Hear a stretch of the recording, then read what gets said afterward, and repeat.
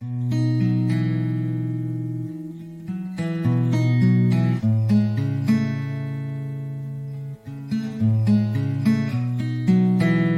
ਸ੍ਰੀ ਅਕਾਲ ਜੀ।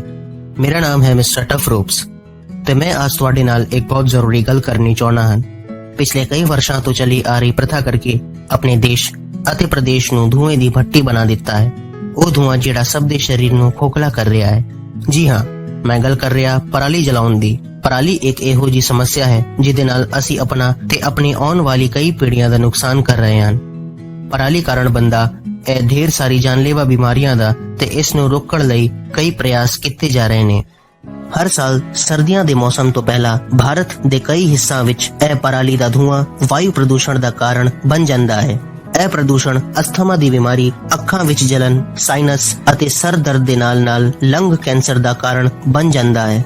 ਮੌਸਮ ਵਿੱਚ ਨਮੀ ਹੋਣ ਕਰਕੇ ਪਰਾਲੀ ਦਾ ਧੂਆਂ ਹਵਾ ਵਿੱਚ ਰੁਕ ਜਾਂਦਾ ਹੈ, ਜਿਸ ਦੇ ਕਰਕੇ ਹਵਾ ਦਮ ਘੁੱਟਣ ਵਾਲੀ ਹੋ ਜਾਂਦੀ ਹੈ। ਇੰਨੀ ਕਿ ਅਣਜਾਣੇ ਵਿੱਚ ਤੁਸੀਂ 30 ਸਿਗਰਟ ਦਾ ਧੂਆਂ ਆਪਣੇ ਅੰਦਰ ਲੈ ਲੈਂਦੇ ਹੋ। ਕੀ ਤੁਸੀਂ ਚਾਹੋਗੇ ਕਿ ਤੁਹਾਡੇ ਬੱਚੇ 30 ਸਿਗਰਟ ਦਾ ਧੂਆਂ ਰੋਜ਼ ਆਪਣੇ ਅੰਦਰ ਲੈਣ?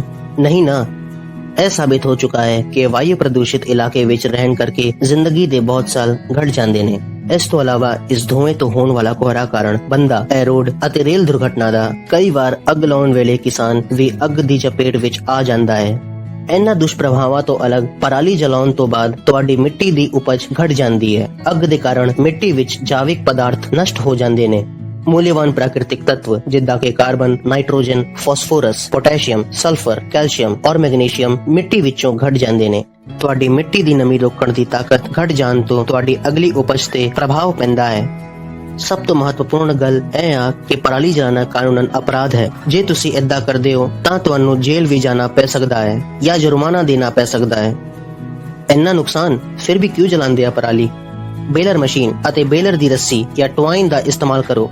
ਬੇਲਰ ਮਸ਼ੀਨ ਤੁਹਾਡੀ ਪਰਾਲੀ ਨੂੰ ਕੱਟ ਕੇ ਬੇਲਰ ਟਵਾਈਨ ਦੀ ਮਦਦ ਨਾਲ ਬੰਡਲ ਵਿੱਚ ਬੰਨ੍ਹ ਦਿੰਦੀ ਹੈ। ਬੇਲਰ ਪਰਾਲੀ ਦੀ ਸਾਰੀ ਸਮੱਸਿਆ ਨੂੰ ਸੁਲਝਾ ਦਿੰਦਾ ਹੈ। ਇਸ ਦੇ ਇਸਤੇਮਾਲ ਤੋਂ ਤੁਹਾਡੇ ਖੇਤ ਸਾਫ਼ ਵੀ ਹੋ ਜਾਂਦੇ ਨੇ ਅਤੇ ਅਗਲੀ ਫਸਲ ਲਈ ਤਿਆਰ ਵੀ ਹੋ ਜਾਂਦੇ ਨੇ। ਅੱਗ ਲਾਉਣ ਦੀ ਲੋੜ ਹੀ ਨਹੀਂ। ਤੁਸੀਂ ਜਿਸ ਪਰਾਲੀ ਨੂੰ ਜਲਾਉਂਦੇ ਹੋ ਉਹਦੀ ਮਾਰਕੀਟ ਵਿੱਚ ਵੀ ਲੋੜ ਹੁੰਦੀ ਆ।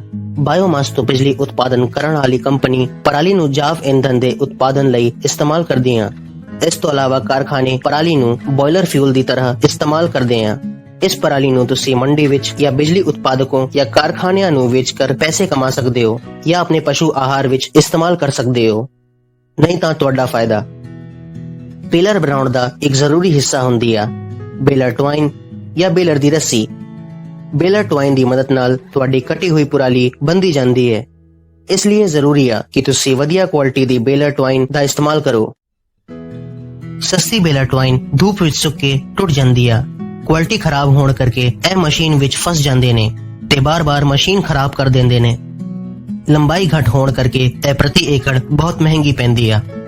ਟਫ ਰੋਪਸ ਦੁਨੀਆ ਦੇ ਸਭ ਤੋਂ ਵੱਡੇ ਮੈਨੂਫੈਕਚਰਰਸ ਵਿੱਚ ਇੱਕ ਆ, ਜਿਨ੍ਹਾਂ ਤੇ 85 ਦੇਸ਼ਾਂ ਦੇ ਕਿਸਾਨ, ਮਛੁਆਰੇ, ਪਲੰਬਰ, ਨਾਵਿਕ, ਆਰਕੀਟੈਕਟ ਤੇ ਬਾਕੀ ਵਿਸ਼ਵਾਸ ਕਰਦੇ ਆ ਤੇ ਟਫ ਰੋਪਸ ਬਣਾਉਂਦੇ ਆ ਦੁਨੀਆ ਦੀ ਸਭ ਤੋਂ ਵਧੀਆ ਬੇਲਰ ਟਵਾਈਨ। ਕਿਉਂ ਚੁਣੀਏ ਟਫ ਰੋਪਸ ਦੀ ਬੇਲਰ ਟਵਾਈਨ? ਟਫ ਰੋਪਸ ਦੀ ਬੇਲਰ ਟਵਾਈਨ ਵਰਜਿਨ ਮਟੀਰੀਅਲ ਤੋਂ ਬਣਦੀ ਆ, ਜਿਨ੍ਹਾਂ ਨੂੰ UV ਸਟੇਬਲਾਈਜੇਸ਼ਨ ਨਾਲ ਮਜ਼ਬੂਤ ਕੀਤਾ ਜਾਂਦਾ ਹੈ।